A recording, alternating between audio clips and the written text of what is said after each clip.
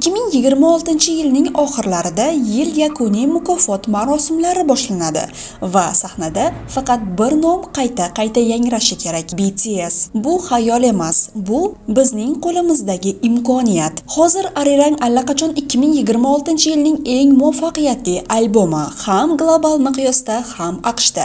Lekin gap shundaki, bu muvaffaqiyatni yil oxirigacha saqlab qolish kerak. Aynan mana shu narsa longevity, ya'ni uzoq muddatli barqarorlik. Aynan shu mavzuda video ko'rdim va uni o'zbek tilida sizga yetkazishga qaror qildim. BTS yirik chartlar va mukofotlarda g'olib chiqishi uchun ARMY qanday yordam bera oladi? Bugungi video shu haqida. Longevity aslida nima va nega u 24 soatlik yoki bir necha hafta rekordlaridan ko'ra muhimroq? Longevity degani bu yil davomida BTSni tinglashni davom etish degani. Faqat bir kun yoki bir oy, bir hafta emas, balki butun bir yil. Chunki yil yakunida chartlar va mukofotlar uchun bizga kuchli raqamlar kerak bo'ladi. Bu yerda erkinlik ko'proq. Albomni boshidan oxirigacha tinglashingiz mumkin. Swimni o'z playlistingizga qo'shishingiz, eski BTS qo'shiqlari bilan aralashtirishingiz, hatto kayfiyatingizga qarab boshqa ijrochilar bilan birga tinglashingiz mumkin. Maqsad bitta: BTSni tinglashni hech qachon to'xtatmaslik. Nega bu muhim? Chunki odamlar eng so'nggi narsani eslab qolish illatidan aziyat chekadi. Yil oxirida boshqa ijrochilar yangi albom chiqarsa, odamlar aynan o'shalarga fokus qaratadi. Eskilarini esa unutadi. Shuning uchun Arirangni butun yil davomida hammaning yodida tutib turishimiz kerak. Uzoq muddatli davomiylikni qo'llab-quvvatlashning 3 ta yo'li bor. Birinchisi tinglash. Barcha treklarni, jumladan remixlarni ham tinglang. Remixlarni unutmang, chunki yil yakuniy mukofotlarida ular asl Swim bilan birga hisoblanadi.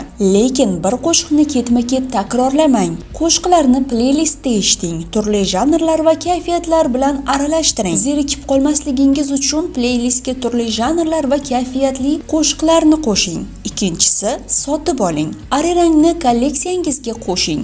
Hamma versiyani hozir olishingiz shart emas. Byudjetingiz imkon bergancha yil davomida bittadan oling yoki bir qo'shiqni sotib oling. Swimni versiyalarini sotib olish ancha arzonroqqa tushadi. Uchinchisi, rag'batlantirish. Yangi muxlislarni BTS bilan tanishtiring, lekin bitta qo'shiqqa qaratilgan playlist ulashmang. O'rniga umumiy kayfiyat yoki janrga asoslangan playlistlardan foydalaning.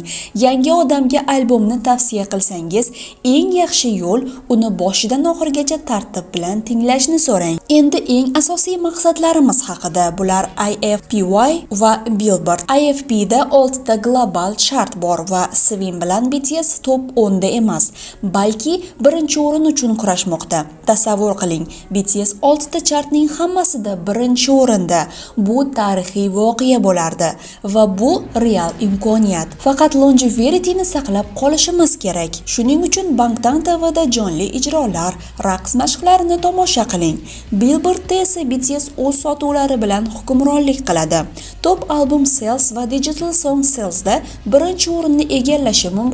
Qolgani longevity'ga bog'liq.